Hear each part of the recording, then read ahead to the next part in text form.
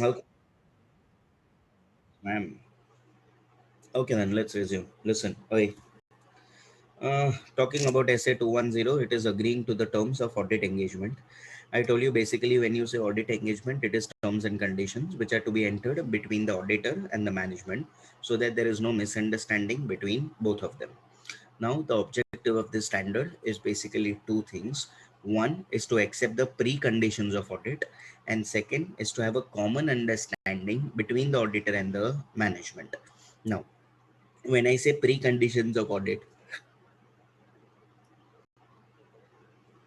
when I say preconditions of audit, ultimately I hope that these are the conditions which should be present before accepting the audit.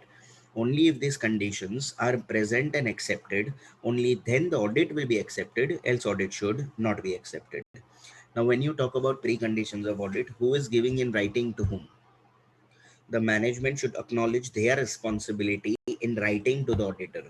Now, what responsibilities? Basically, three things. Management acknowledges that it is their responsibility to prepare the financial statements as per FRF. Management acknowledges that it is their responsibility to set up and maintain the ICS. Management acknowledges that they will provide nothing but auditor with three things: all the information whichever he wants. Second, any additional information whichever he requires. Thirdly, access to nothing but the people whenever he wants to. So ultimately, I have to nothing but have access to people. Why? Because I have to obtain say. So ultimately, three things are there.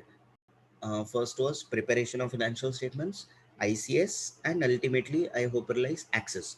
Access to info, access to additional info, and access to people.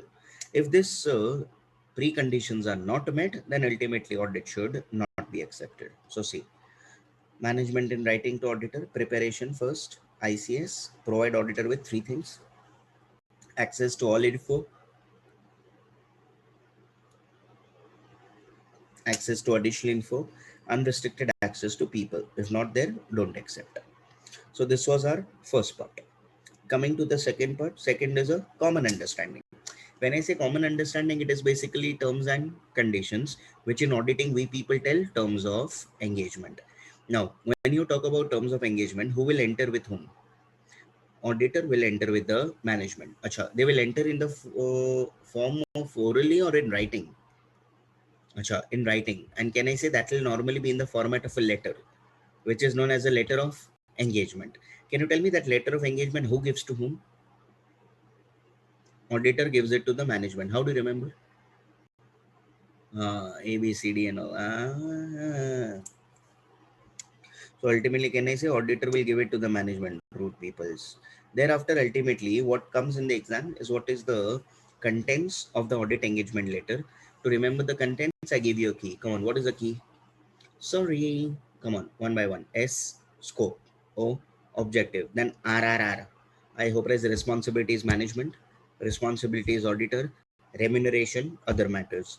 I is something which a student tends to forget. INE. So be careful about IE. Okay. I is identification of FRF. E is expected form of report. Thereafter, question. Management told to change to. Will you accept? Will you reject? Depends. Correct. Can I say it basically depends upon whether the change is reasonable or not. If the change is reasonable, will you accept? Yes. If you remember last time I had given you an example, I hope realize management was suffering a loss. So they came you to nothing but decrease the audit fees. Now supposing initially it was 2 crores which was decided, but now they are telling array sir take 2 lakhs less. So can I say 2 crores minus 2 lakhs 1.98 CR? Now use common sense. Was that reasonable? Yes. Then can you accept the change? Yes. Acha. But on the other hand, if I tell you they are making 2 crores to 2 lakhs, will you accept? No. You rejected. You told them to give original. Say they gave you original. If they give you original, will you continue? Yes. But now, second and the last option. Ultimately, they changed from 2 crores to 2 lakhs. You told them no, no, no, no. So you rejected. And you told them I want original, but they are not giving original. What to do?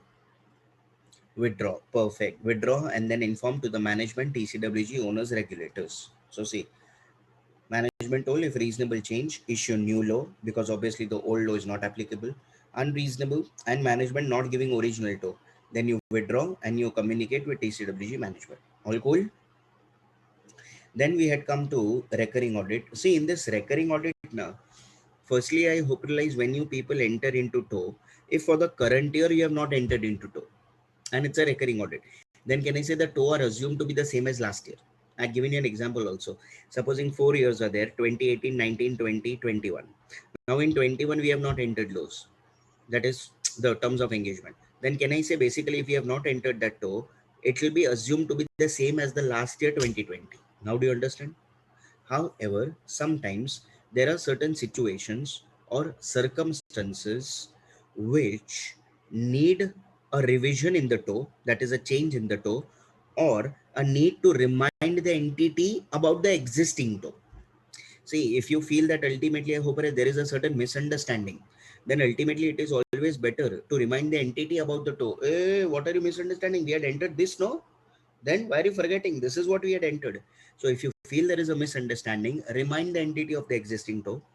Certain special terms may be there. Initially, the scope may change. Initially, there was only HO. Now they are giving you branch also. So since the terms ultimately are now changing, obviously the revision in the TOE also should happen. No? Achha. Then if there is a change in various things, one, owners. If the owners are changing, first you entered into nothing but a hyperalized terms of engagement with the previous owners. Now the new owners are coming. So can I say new owners also have to be made aware that with the previous owners, this was nothing but what was my terms. Now let us enter into those terms only again, or let us change the terms. Next, change in senior management. Same.